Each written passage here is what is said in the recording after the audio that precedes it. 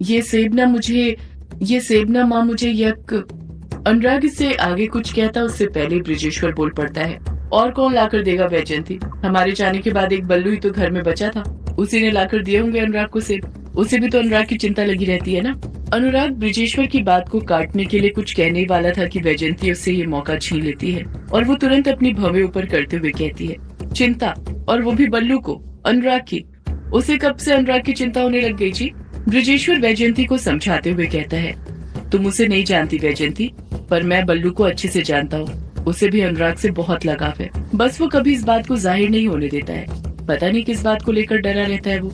वैजयंती मुंह बनाते हुए कहती है, सही कहा आपने जी, वो बल्लू डरा रहता है क्योंकि उसे मेरा बच्चा पसंद नहीं है, इसलिए आज तक उसने उसको छुआ तक नहीं। बचपन में एक बार उसे गोद में तक नहीं पकड़ा है उसने। और आप होगी कह रहे हो कि उसे मेरे अनु की फिक्र है, ये आप कैसे कह सकते हैं? कभी कभी जब वैजयंती को अनुराग पर बहुत प्यार आता था तो वो उसे प्यार से अनु कहकर पुकारा करती थी। अनुराग खामोश ही रहता है, वैजयंती और ब्रिजेश्वर की बातों के बीच में बिल्कुल भी दखल नहीं देता है। वो चुप रहना ही मुनासिब समझता है।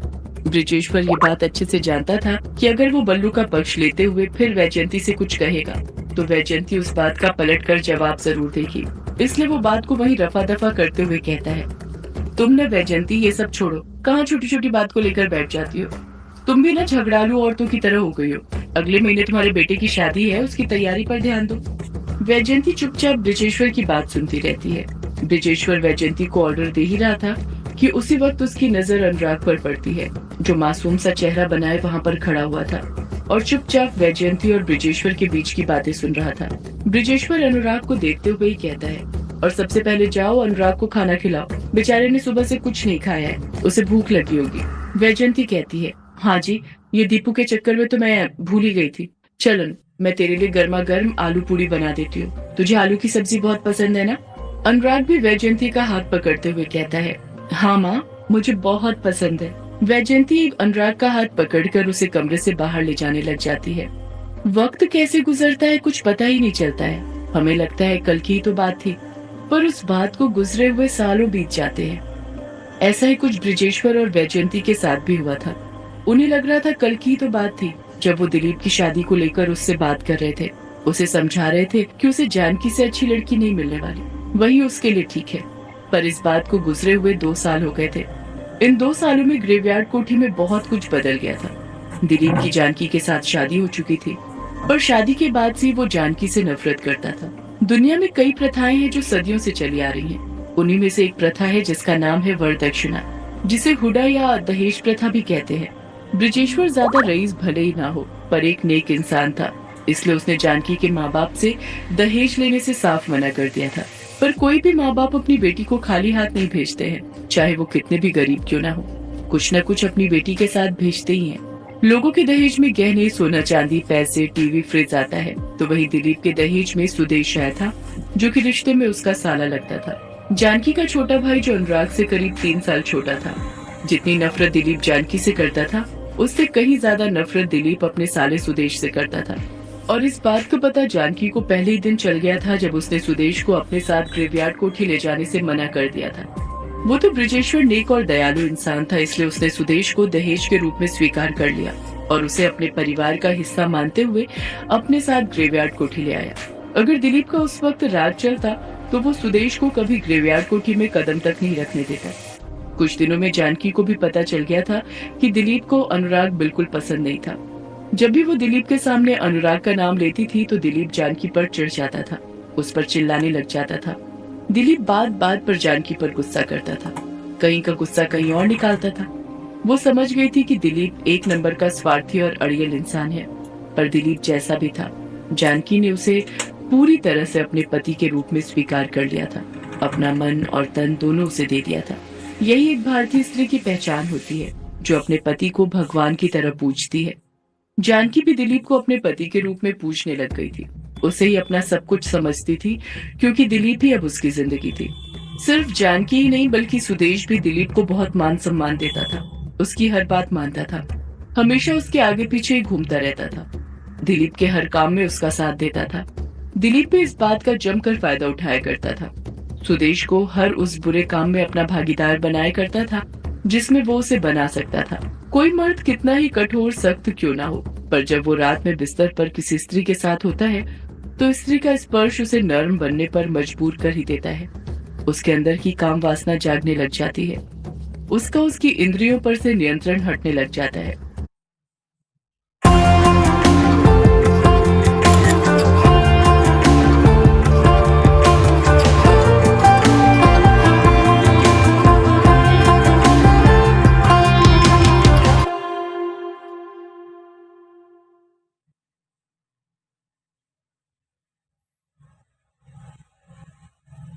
कहीं न कहीं वही वासना उसके मन में प्रेम को जागृत करती है, और वही प्रेम दिलीप के मन में जानकी के प्रति जागृत हो रहा था।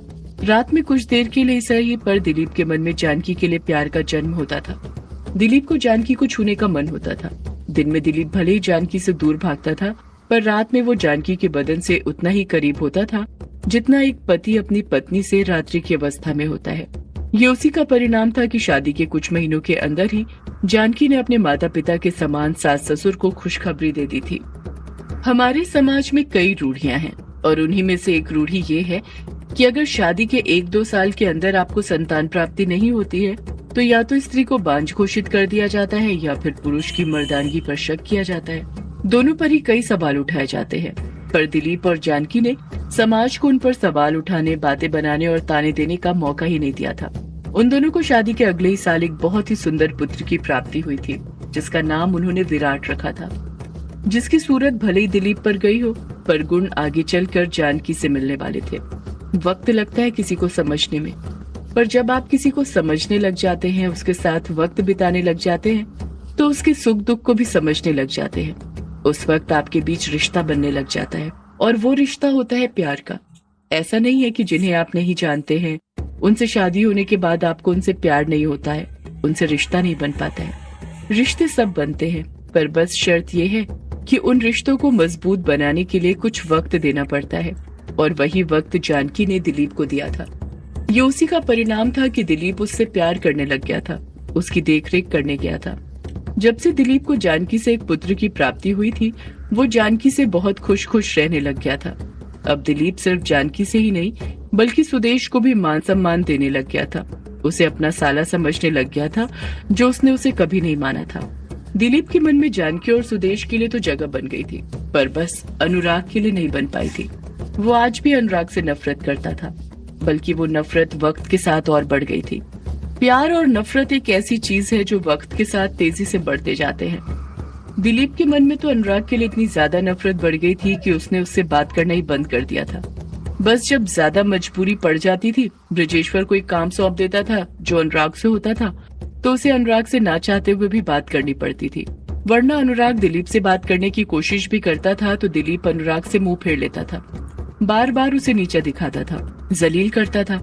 दिलीप की इन्हीं हरकतों के कारण घर में मौजूद सभी लोगों को पता चल गया था कि अनुराग दिलीप का सगा भाई नहीं था, बल्कि ब्रजेश्वर उसे किश्नोई नदी के पास से लेकर आया था। दिलीप का बेटा विराट 1 साल का हो गया था और अनुराग 15 साल का। जैसे जैसे अनुराग बड़ा होते जा रहा था, उसके मन में यक्षिणी के लिए जो लगाव था वो प्यार का रूप लेते जा रहा था। वो यक्षिणी से इतना ज्यादा प्यार करने लग गया था कि उसे ही अपनी जिंदगी मानने लग गया था। मानता भी कैसे नहीं, यक्षिणी थी ही इतनी खूबसूरत कि हर कोई उसे अपनी जिंदगी माने, उसी को अपनी दुनिया बना ले, उसके साथ जीना चाहे, उसके साथ मरना चाहे। जब से अनुराग को पता चला था कि अगर यक्षिणी उसे अपना शिकार बना ले, उसे मार दे, तो यक्षिणी को उसके अभिशाप से मुक्ति मिल सकती है। वो दर्द तड़प जो यक्षिणी सदियों से सहते आ रही है, उससे राहत मिल सकती है। अनुराग ने फैसला कर लिया था कि वो यक्षिणी को उसके अभिशाप से मुक्ति दिलाकर रहेगा, चाहे उसके लिए उसे मरना ही क्यों ना पड़े। आज अमावस्या की रात थी, अमावस्या की काली रात, और इसी अमावस्या की रात का इंतजार अनुराग कई दिनों से कर रहा था। वो ये बात अच्छे से जानता था कि आज अमावस्या की रात यक्षिणी फिर से किसी मर्द को अपना शिकार बनाने के लिए घाट के पास जरूर आएगी, और उसने सोच लिया था कि आज यक्षिणी का शिकार कोई और नहीं, वो खुद बनेगा, यक्षिणी को उसके अभिशाप से मुक्ति दिलाने के लिए। कहते हैं बाप के गुण बेटे के अंदर जरूर आते हैं। यही कारण था कि युग भी यामिनी के लिए मरने के लिए तैयार था, जिस तरह आज अनुराग यक्षिणी के लिए मरने के लिए तैयार था। इस वक्त अनुराग अपने कमरे में रूम नंबर 666 में अकेला बैठा हुआ था। उसके सिवा उस कमरे के अंदर कोई नहीं था, अनुराग अपने कमरे की खिड़की के पास खड़े होकर जहां से किश्नोई नदी दिखती थी उस तरफ फैले अंधेरे को देखते हुए घंटों से यक्षिणी के बारे में ही सोच रहा था। अनुराग खुद से बड़बड़ाते हुए कहता है, आज अमावस्या की रात है, मैं इस अमावस्या की रात को यूं ही नहीं जाने दे सकता। मुझे जाना होगा अपनी यक्षिणी के पास, उसे उसके अभिशाप से मुक्ति दिलाने के लिए। मैं ही उसे अपने अभिशाप से मुक्ति दिला सकता हूँ, मुझे जाना होगा। अनुराग ये सब सोच ही रहा था कि तभी दीवार पर लगी पेंडुलम घड़ी बजने लग जाती है। उसमें एक धुन बजने के बाद 12 घंटे बजने की आवाज सुनाई देती है, जिसका साफ मतलब था कि रात के 12 बज चुके थे। अनुराग दीवार पर लगी पेंडुलम घड़ी को देखते हुए कहता है, ये क्या, 12 बज गए और मैं अभी तक यहीं पर बैठा हुआ हूँ। मैं यहीं पर यूं ही नहीं बैठे रह सकता हूँ, मुझे घाट के पास जाना होगा, यक्षिणी के पास। इससे पहले कि वो किसी और मर्द को अपना शिकार बनाए, मुझे उसका शिकार बनना होगा, उसे उसके अभिशाप से मुक्ति दिलाने के लिए। यही सब बड़बड़ाते हुए अनुराग फुर्ती के साथ अपने कदम कमरे के दरवाजे की तरफ बढ़ाता है। उसने अभी दरवाजा खोला ही था कि तभी उसे बृजेश्वर और वैजयंती का ख्याल आता है। अनुराग फिर मन में सोचने लग जाता है, अगर माँ पिताजी ने मुझे देख लिया तो। एक पल के लिए अनुराग घबरा जाता है, पर उसके मन में यक्षिणी के प्रति इतना प्यार बढ़ गया था कि वो अपने माँ पिताजी को भी भूल जाता है। अनुराग फिर खुद से बड़बड़ाता है, माँ पिताजी, हो सके तो मुझे माफ कर देना, पर मेरे पास इसके सिवा कोई और रास्ता नहीं है। मैं मेरी यक्षिणी को ऐसे तड़पते हुए नहीं देख सकता हूँ। और माँ, आप ही कहती है ना, किसी का उद्धार करना सबसे बड़ा पुण्य का काम है, चाहे उसमें आपकी हानि ही क्यों ना हो। और मैं वही उद्धार करने जा रहा हूँ, अपनी यक्षिणी का उद्धार करने।